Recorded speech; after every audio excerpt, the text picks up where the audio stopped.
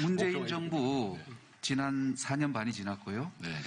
근데 이제 북한에 대해서 뭐 화해 협력을 하겠다는 건 뭐 반대할 국민은 없는데 일방적 구애를 계속 고수하다 보니까 뭐 북한은 화답을 하지도 않고 그러다 보니까 남북 관계는 근본적으로 달라진 게 없습니다. 그 와중에 북한의 핵무장 능력은 더 고도화됐죠. 우리의 위협이 커졌는데 혹시 당선되신다면 뭐 문재인 정부 개성 뭐 얘기도 나오고 하는데 또는 차별화도 나옵니다만은 이런 대북 정책 방향을 계속 이어가실 것인지 궁금합니다. 네. 이 대북 문제나 또 한반도 평화 문제는 정말 쉽게 얘기할 수 없는 부분인 건 맞습니다.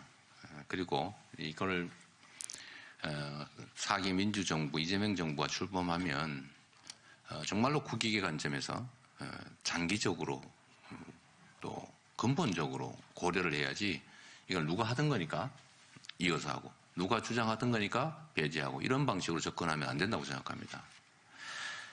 그러나 저는 제가 사실 그 전략서나 이런 것들을 좀 많이 보는 편이긴 한데 어디선가 본 표현 중에 이런 게 있었습니다. 이긴 전쟁보다 아무리 비싸고 더러워도 평화가 낫다. 그리고 적대적 관계에 있을 때 싸워서 이기는 것은 하지하 전략이다.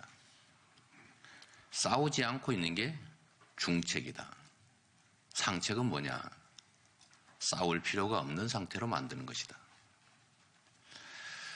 저는 남북관계가 이런 관점에서 접근돼야 된다고 봅니다.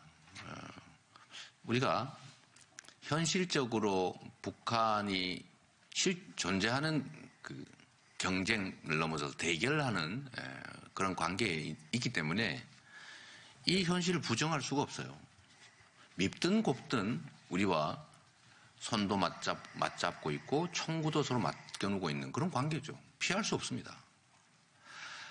그래서 그런 면에서 저는 그들을 위해서가 아니고 우리를 위해서 평화적으로 번영하고 위협받지 않는 길을 가야 된다.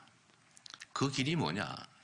그 길이 저는 기본적으로 대화하고 소통하고 그들에게도 수용할 수 있는 길을 열어주되 그보다 우리가 더 많은 이익을 취할 수 있다면 그런 공존할 수 있는 방안을 찾아가야 된다라고 저는 생각하죠. 방법은 여러 가지가 있겠죠. 주체도 여러 가지가 있겠죠. 과정도 여러 가지 있을 수밖에 없습니다. 그러나 큰 근본적인 방향은 그게 예를 들면 우리의 국익에 또 대한민국의 번영과 안정에 정말로 뭐 과격한 대응이 필요하다면 그것도 해야 되고 또 그게 아니고 우리가 약간 뭐 단기적으로는 손해보는 것 같지만 장기적으로 이익되는 길이라면 그 길도 가야 되는 거죠. 그래서 저는 그 길 중에 하나를 제가 얼마 전에 뭐 제가 원래 비공개 모임이었는데 보도가 나가버렸더군요. 뉴욕타임즈 임원진들과 얘기도 그렇고 제가 미국의 군사안보 연구기관들과 그 이전에 대화한 것도 그렇고 뭐 최근에 이런저런 이유로 한반도 문제를 얘기할 기회가 많은데 제가 그때마다 그 말씀을 드립니다. 미국에게 이익도 되고 한반도 안정에도 도움이 되고 우리에게도 도움이 되고 북한만 손해보는 그런 정책은 실행이 불가능하다. 모두가 이익되는 길이 있을 거다. 그게 뭐냐? 저는 그렇게 생각하죠. 요즘은 다른 어떤 것보다도 경제 문제가 핵심입니다. 북한도 인민의 생존 문제 이걸 해결하지 못하면 존속하기 어렵죠. 핵무기, 미사일이 권력을 보장하기도 하지만 인민의 삶이 취약해지면 사실 그 더 위험한 거죠. 그래서 그러면 미국에게도 이익되고 미국은 이 군사 분계선 또는 안보 한계선을 북한을 넘어서서 두만 압록 지역까지 올리고 우리는 위협을 제거하고 북한은 경제를 살리고 또 다른 나라들은 투자의 기회를 얻는 이 국제 투자 국가라고 하는 큰 목표를 정해놓고 우리가 그 길로 가자. 그런 정보가 공개되고 사회가 개방이 되면 위험성이 낮아지지 않습니까? 그리고 국제 투자가 이루어지면 함부로 부수기가 어려워지죠. 이게 결국은 중국도 동의하고 북한도 동의하고 주변국도 동의하고 모두가 이익이 되는 길일 수 있다. 다만 너무 이상적이죠. 너무 이상적이라 해도 우리가 바람직한 길이라면 그 길로 가야 된다. 그래서 저는 평화를 보장하는 것은 기본적으로는 군사력이지만 근본적으로는 경제 문제라고 봅니다. 그래서 평화가 경제를 성장시키고 경제 성장이 평화를 보장하는 평화 경제 체제를 어떻게든지 만들어내자라고 하는 게 저의 그냥 초보적인 구상이라고 말씀드리겠습니다. 지난 대선 당시에 그 사드는 국익에 도움이 안 된다. 네. 좀 재검토, 철회 입장을 밝히셨는데 지금도 같은 입장이신지 궁금하고요. 네. 아울러서 현 정부 기조인 그 사드 추가 배치 불가, 또 미국 주도의 MD 체계 불참, 한미일 잠깐 두 번째 뭐라고요? 추가 배치 반대, 그다음에 예. 그다음에 하나. 한미일 군사 동맹 불가. 이게 이제 현재 이른바 사드 삼국 간사 산불. 군사 동맹 불가. 네, 네. 이른바 사드 산불인데 네, 네. 여기에 대한 그 입장도 아울러서 궁금합니다. 네. 정치적 판단도 그렇지만 이제 일상적인 이 삶에서도 상황이 바뀌었는데 똑같은 생각을 계속하는 것을 우리는 벽창호라고 얘기합니다. 특히 이 유동적 국제 상황에 그 즉시 적응하고 또 가장 국익에 부합하게 유연하게 움직여야 될 외교 영역에서 벽창호적 태도를 취하면 정말 큰일 나죠. 그래서 특히 이제 국제관계는 현상이라고 하는 게 매우 중요합니다. 이상적이고 이론적인 상황도 중요하지만 현상을 존중하죠. 그래서 영토 문제에 있어서도 사실 실효적 지배라고 하는 게 매우 가장 큰 기준이에요.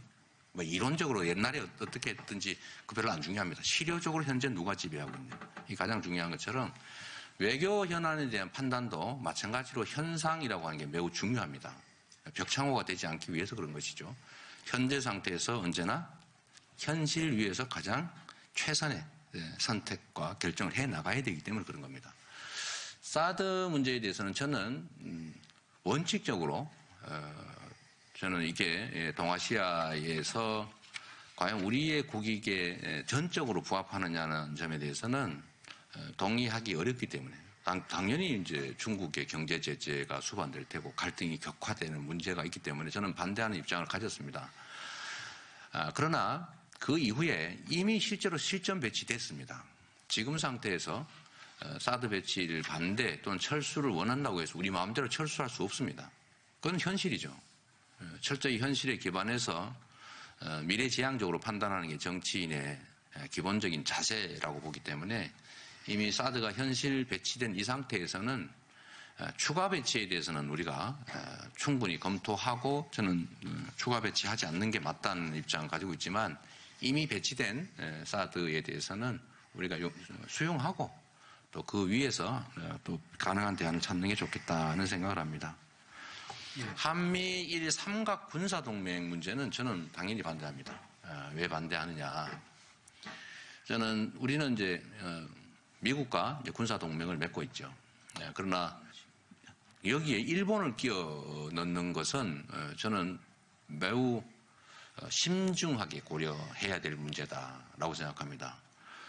우리는 독도 문제를 포함한 대일 관계에서 진짜 뭘 걱정합니까? 북한도 현실적으로 존재하는 상대 국가죠. 적대성을 가지고 있죠. 일본은 그럼 완전한 우방 국가입니까? 언제나 믿을 수 있는 우방 국가일까요? 왜 독도를 일본은 계속 문제 제기를 합니까? 실효적으로 지배하고 역사적으로도 이미 한국 영토임이 분명한데 끊임없이 문제를 제기해 놓는 것은 저는 그런 우려를 합니다. 지금 당장은 아니겠지만 언젠가는 인계철선이 될 가능성이 있다. 인계철선으로 관리하려고 하는 거 아닐까라는 의구심을 제가 갖게 되는 거죠. 그래서 우리가 지금 당장 대적하고 있는 북한도 우리가 충분히 대비해야 되지만 일본 문제도 이 문제가 완전히 영토 문제나 아니면 과거 문제 이런 것들이 완전히 정리돼서 정말로 영속적으로 설린 교류 공존하는 관계가 된다면 모르되 현재처럼 영토 문제와 과거 침공 문제, 제국주의 침탈 문제에 대해서 저는 애매모호한 태도를 취하고 있는 점들을 고려하면 한미일 군사 동맹은 매우 위험할 수 있다라고 있다라고 생각합니다.